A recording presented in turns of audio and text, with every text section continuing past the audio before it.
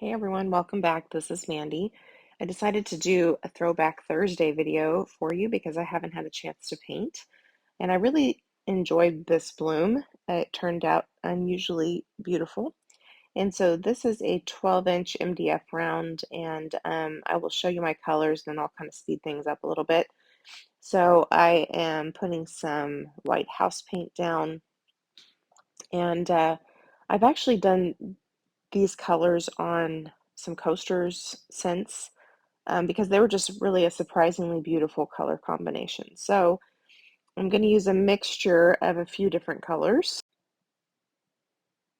All right, so we are using Quinacridone Nickel Azo Gold from Golden, and as many people know, Golden for some reason discontinued that color, but Colourarte makes one, and it's beautiful. So if you're needing some, Colourarte makes it in Vivid Intense Fluid Acrylic, and then there's one called Golden Nickel in the Purely Pigments. Also works great in blooms. So um, there's something about this color. It's such a nasty color by itself, but as it stretches out over color or white, it's really quite beautiful. So that's the first color we're going to use.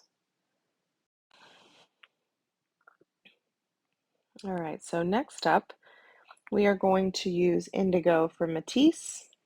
Um, Now this I got from Blick, and I have my Blick link below. If you choose to shop at Blick and you use our link, it just helps our channel. But that's where I get Matisse paints and Atelier and all of that. Amsterdam. I will tell you that Indigo is a very expensive color. Spiced Plum is this color from Colourarte, and this is a primary element. Um, so anyway, some colors that are similar to Indigo that are not so expensive are Indanthrene Blue. And Colourarte makes a color called Viola Blue as a vivid intense color, and it's very similar to an indigo color. It has a tinge more violet in it. So this is Blue Velvet, which is a PrizmPour color from Colourarte. So not to knock the Matisse color, but if you look at it and you have sticker shock, then there's some alternatives. This is Blushing Pumpkin. This is also Colourarte. This is a primary element. And then we're going to use some Australian Red Violet and a Lamp Black Cell Activator. The Cell Activator is using Engram acrylic paint with Australian Floetrol. And I do have a lot of discount codes in the description box below, so don't forget to check that out. This is Matisse as well, and also not a very inexpensive paint, and a color that is almost, it's really, really similar and really, really beautiful is from Colourarte, which is Rouge Violet, and it's in the Vivid Intense set. So the fluid acrylics. So just know that, like, if you see a color and you're like, my gosh, I don't want to spend that much on paint, there's chances that there are other options. So don't forget, you can save 10% on Colourarte using Mandy1120. The discount and the link are below, pardon my head. And I've got discounts for Australian Floetrol and all kinds of stuff in the description box, so don't forget to check it out. So all I'm doing here, I'm going to use my hair dryer, but I am enlarging the cell activator with my breath. I'm using the Babyless hair dryer to blow it out. It is by far my favorite hair dryer for blooms. You can see I still had some opportunities there, but it's kind of the perfect amount of air pressure, the perfect size. Obviously, I missed that section there, so now I think I'm going to try to catch it and maybe finish it with my breath. Nope, I'm just going to go for it. Yikes. But look at those popping cells. So cool. Still have a messed up part down here. I'm going to try to catch it with my breath. Sorry about my big head in the way. If I recall, I did this bloom on the floor in the hallway because I was trying not to make a mess on the table. So I might have been a little off my game. So, not that my bloom game is always strong, because let's be honest, every one of us who does blooms has our moments. but you can tell I definitely missed a section there. But this actually, in my opinion, maybe I'm biased, turns out really beautiful. So just watch the journey and tell me what you think. You may be like, meh, but I think it's a really beautiful bloom, and I actually still have this one in my Etsy store. I thought it was one of the prettiest ones, but you know, it is a wild color combo. So let me zoom you in a little bit so you can see a little bit better.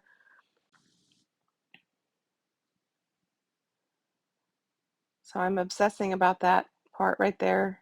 Um, I'm a little bit better at this than today than I was then. Today I know exactly how I would deal with that spot. I would tilt my head to the side and just blow out that weird ribbon of color. But again, I think I was on the floor in the hallway, so you know, sometimes we have to manage our expectations. So we'll spin it out and I'll show you how it turns out. But I just love the color combinations together. That blushing pumpkin is such a beautiful orange. What's funny is primary elements often look quite different dry than they do wet because of the color combinations and the fact that they have, you know, dry paint in them. And blushing pumpkin looks like a peachy pink in the jar. So I always, when I get a new set of primary elements, when I mix them up for the first time, I always dot the top of the container so I actually know what it looks like. But you could also do a swatch test, like you could do, you know, mix them with a little bit of water on some paper and kind of create your own color swatch system. But you can see I'm trying to do something to enhance it. Every time I try to do stuff with skewers that involves swirls, it never turns out good for me. I never end up liking it. I'm always like, why did I even try that? But in this case, I'm trying to do something about that ribbon of color. And that like whitish yellow area that I was messing with, like it would have been fine. I didn't need to mess with that. But, you know, we obsess over things, right? Like I know some people skewer and wreck their blooms on purpose. Um, I I usually don't have great success with that, and I kind of like the bloom by itself. Um, you know, so everybody's taste is different.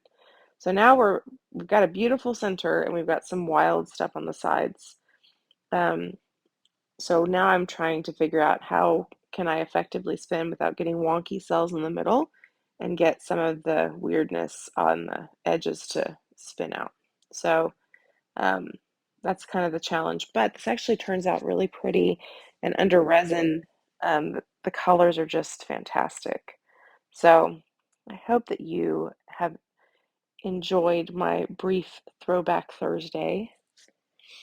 I am trying to get a lot of stuff done, so I have not been able to paint quite as much. However, I have a bunch of ideas, and I want to do a video soon, um, kind of doing the UV resin with the bubbles thing. So I know what to do. I just haven't had time to do it, and I've never tried it myself, and I want to. So hopefully that'll be fun. My problem is I'm interested in so many things, and so having time to do them all, like I actually have a list of things to do, list of things to do art-wise, a list of things to do with the laser. So, you know, it's just having time to do it. Sometimes you have to prioritize, and I'm working on a couple of orders right now, and so those obviously need to be done first. But yeah. So now let's see if we can get our composition to be agreeable. It's amazing once that center starts to open up, kind of takes over some of the crazy parts, and it actually evolves into being a pretty nice bloom. So you can see I still have some of the crazy, but as that dries, obviously your blues are going to get a little deeper. That place where the orange or the blushing pumpkin is just like, hey, look at me. It's not going to look as obvious as it dries. So I I've learned over time to not obsess over those things, but unfortunately we still do it sometimes. But you can see the beautiful nickel azo gold where you can see the kind of that outer edge where it's stretching out over the pillow. So pretty. So anyway, I hope that you guys have enjoyed this. I will bring you in for a close-up so you can see what it looks like up close. And yeah, thanks for hanging with me. Let me know what you think. All right, so now you can kind of see, I don't know why I'm bouncing so much, but look at that nickel azo gold. So pretty. One day when I learn to use less color, you'll be able to see those details. I love these cute little peacock cells in the middle. This outside part was the part I was fighting with, but look at the center. Sorry, I realized why it was bouncing. It was sped up too fast. But yeah, I love those peacock cells. That, for me, when blooms turn out like that, where you have all the multiple different layers of color in a cell, that I think is so super rewarding. Um, because it's fascinating to me. And I love the cute little tiny cells. Those are my favorite. But I also think it's beautiful when you have like the different sizes all in the same place. So, is it a perfect bloom? No. But um, it was a really big accomplishment for me at the time when I did it, and I just love the color combination. I think it is fun and just really beautiful. So anyway, thanks for hanging out and joining me on this blast from the past. And I hope to have some new stuff for you soon. But in the meantime, I will try to find some of my favorites to share with you. But yeah, thanks so much for watching. Have a great day, and I'll talk to you soon. Bye.